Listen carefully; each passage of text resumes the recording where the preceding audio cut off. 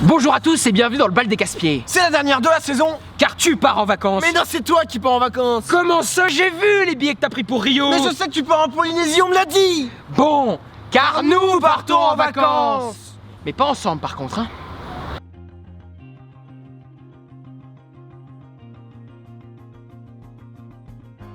Coup de cœur pour le plus grand groupe de rock californien de l'histoire, les Red Hot Chili Peppers. Et autant dire qu'ils reviennent comme jamais avec leur dernier album The Getaway. Flea, le bassiste, mon héros de toujours, énervé comme à ses 20 ans avec ses slappings légendaires que l'on peut entendre dans Dark Necessities ou dans Goodbye Angels, le chanteur Anthony Kiedis que l'on reconnaîtrait entre mille, Chad Smith à la batterie et Josh Klinghoffer à la guitare, qui me donne un certain goût de nostalgie.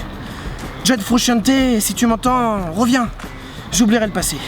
Il y a du rock, du funk, des moments jazzy. Ça chante, ça rappe, bref, ça Red Hot. Allez vous procurer cet album dès que possible. Coup de chapeau pour la série Vonic de Steven Soderbergh, dont la deuxième saison vient de sortir en DVD. L'action se déroule dans le New York de 1900. Clive Owen y campe un chirurgien rongé par la cocaïne qui ne cesse de faire progresser son art, à savoir la médecine.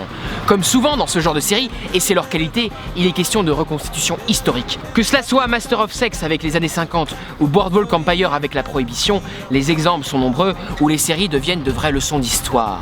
Soderbergh reconstitue une période charnière de l'Amérique, lorsque celle-ci était en train de se construire grâce à l'immigration, n'en déplaise à certains populistes aux faux cheveux blonds.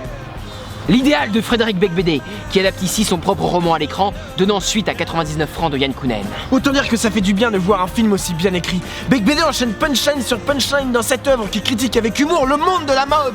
Mais la critique n'est pas assez acerbe, hormis une très bonne scène avec Jonathan Lambert dénonçant le poids financier de la pub dans les médias. Celle-ci se résume à quelques parties de baise et quelques lignes de coke. Justement mon cher Gauthier, en termes de jeu d'acteur, Jonathan Lambert m'a beaucoup plu. Ce rôle très décalé ne l'a pas fait tomber dans les travers qu'il avait quand il était dans l'émission de Laurent Ruquier. On n'est pas couché.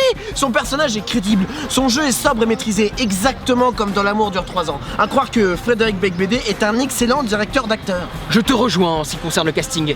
D'Audrey Fleurot à Gaspard Proust, tout le monde est au meilleur de sa forme. Mais je suis au regret, encore une fois, d'annoncer qu'il y a un côté superficiel dans la mise en scène, notamment lors d'une scène se déroulant dans un petit train de près de 10 minutes d'un vide abyssal. La fin, dans son procédé, est la même que dans 99 francs, mais cette fois-ci, elle se révèle niaise et, à l'image du film, beaucoup moins fort, beaucoup moins outrancier, beaucoup moins malsain et beaucoup moins dérangeant que son petit frère 99 francs. Je trouve, mon pauvre Gauthier, que cela est dommage de comparer 99 francs avec l'idéal. Ces deux films sont dans deux registres différents. 99 francs était beaucoup plus sérieux et beaucoup plus poignant, tandis que l'idéal est beaucoup plus léger, mais n'en est pas moins pour autant aussi intelligent. Il faut également souligner l'esthétique qui est magnifique. Allez voir ce film. Nous sommes irréconciliables. Ta note, pauvre imbécile. 8 sur 10. 4 sur 10 pour moi.